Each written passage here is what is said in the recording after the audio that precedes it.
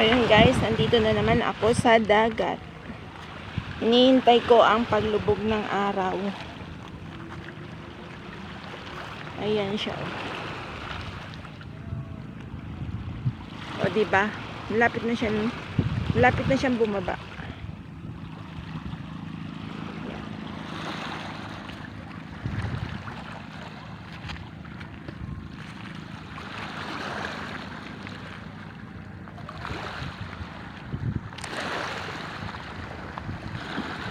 Tinitingnan ko kasi yung dinadaanan ko.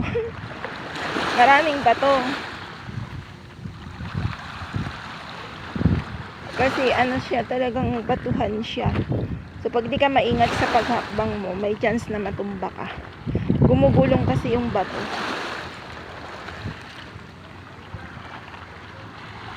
Ayan. Ganyan ang ginagawa ko, maglalakad sa umaga, maglalakad sa hapon, dito sa tabing dagat.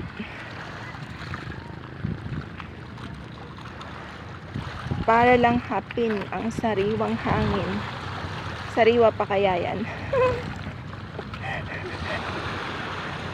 Fresh na fresh. Ayan, oh. Diba, ang ganda ng tanawin. Tapos medyo malamig ang panahon. Ayan. Pag buwan ng December kasi, pag ganitong hapon na dito, makulimlim na siya. Ayan, buti nga ngayon nakikita ko pa yung araw. Ayan. Dati pag ganitong oras, sobrang kulimlim na siya. Di mo na masyadong makita yung araw.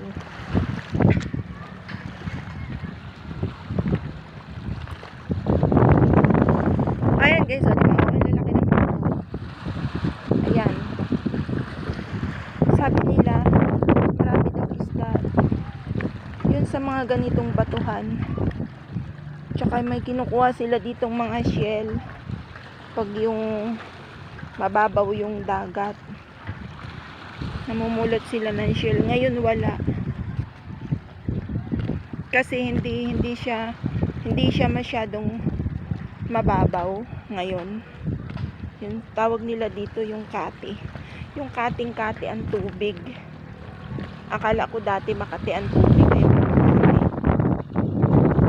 yung ano siya, low tide siya, yung pala yung sinasabi nilang kati. Akala ko makati pala. Dinagdagan ko naman ng makati nga.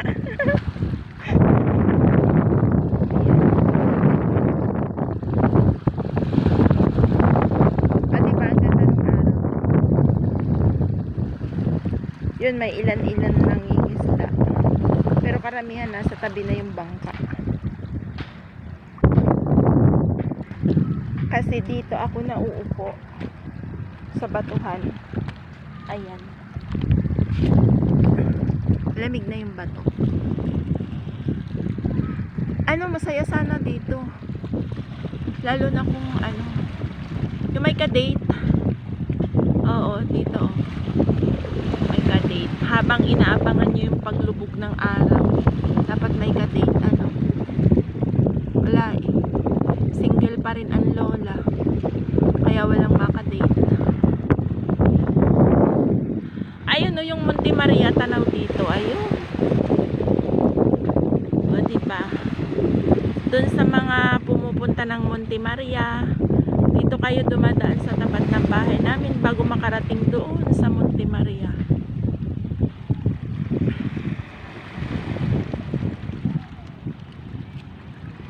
O diba guys, ang ganda ng tanawin. Ayan. Sana laging ganitong maganda ang panahon para laging nandito ako sa tabing dagat.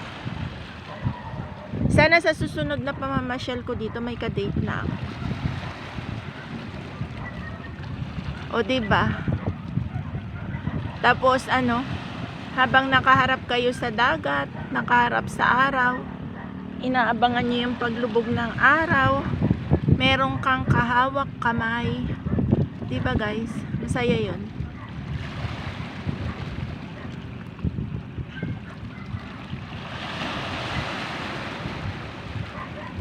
Ang ganda talaga ng dagat, oh. Minsan mapapaisip ka paano siya nilikha ng Diyos. Ano, napaka makapangyarihan niya para likhain niya ang lawak ng dagat na yan. O di ba?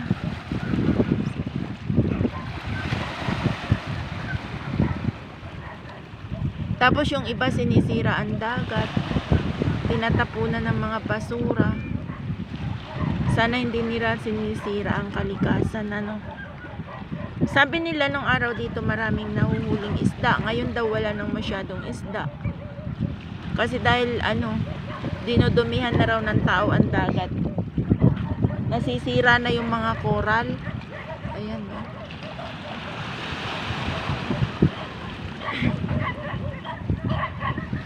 Alam nyo guys, dito ilang hakbang mo lang or ilang di pa lang may coral na ng isda. Kasi siya, yung parang sabi nila ano bang tawag doon? Hindi naman bahura ba yun? Yung bahura na iba naman yun, di ba? Hindi ko kasi alam yun kasi hindi naman ako mangingisda. Basta maraming namamana dyan kasi malalim na siya. Tapos marami ng bahay ng isda, yung mga coral. Yung mga ganyang bato ba, yung ganyan. Yan, sa ilalim marami. So tinataguan daw yan ng mga isda, yung ganyang bato. Yan, di ba? Butas-butas yung bato. Diyan daw tumatago yung mga isda. Pinaliliguan nila yung aso.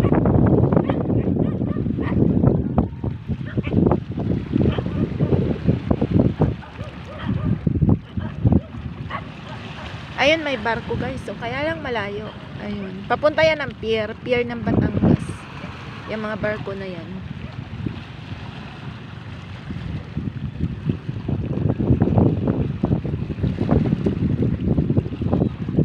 Mga galing ng Mindoro, di ba yan? Mga galing ng Visayas. Tapos, yan, dyan ang daong yan sa pier ng Batangas. Dito sila dumadaan sa tapat. Kaya lang medyo malayo. Kaya hindi siya matanaw. Natatanaw siya. Kaya lang ang layo. Maliit na siya.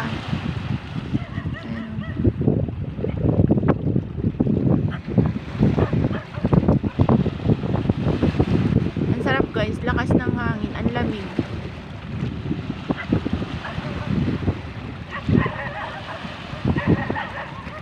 So yan naman nakikita nyo na yan. Ayan, yung parang pier, yung daungan niya ng birds. Yan, daungan ng birds. Yung mga birds na yung mga nagsusupply sila ng chemical sa planta, sa JJ Summit. Diyan, kaya meron siyang ganyan. O, diba? Malalim na yan. Malapit lang siya sa tabi. Malalim na. Nakakadaong na ang birds. Tapos maraming mga naninisid dyan sa ilalim niyan,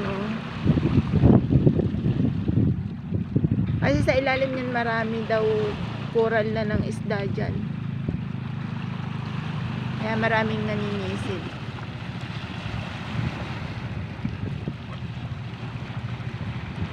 Nung yung nakaraang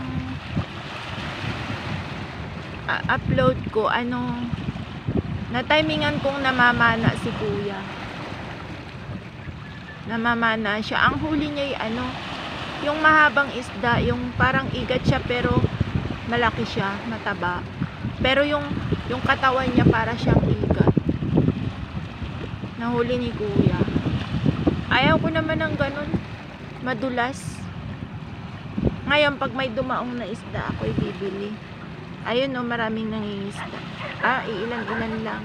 Kasi ayan, dumaong na sila. Kanina pa sila dumaong. Yung iba, papaalis pa lang, papalaot pa lang. Ayan, diba? Nagpe-prepare pa lang sila nung kanilang bangka. Papunta papunta sa laot. So gabi na yan sila makakauwi. Ayun, may nakikita akong dalawa malapit lang dito. Aabangan ko yan pag dumaong siya kasi taga rito yun. Kilala ko yun. Taga rito yun. So, bibili ako pag marami silang huli.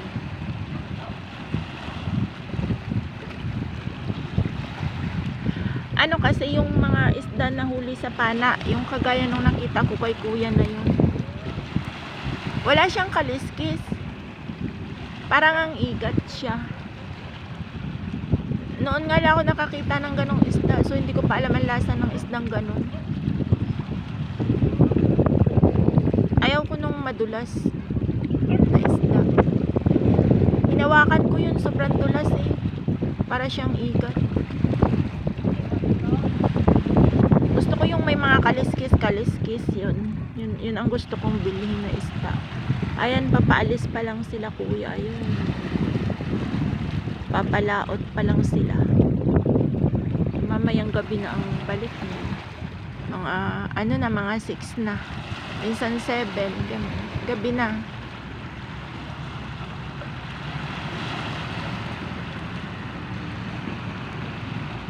O diba mataas pa yung araw? Kasi 5 pa lang. Isang oras pa bago siya lumubog.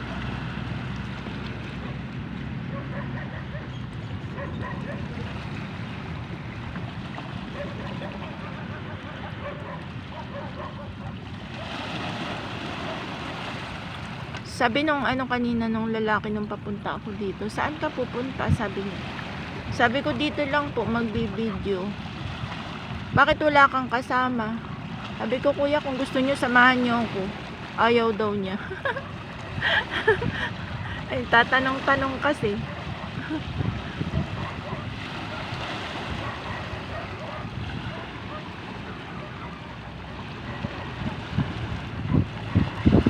Ang ganda talaga nung ano nung sikat ng araw, nagre-reflect siya sa dagat. 'Di ba? Ayun na, umalis na sila kuyang mangingisda.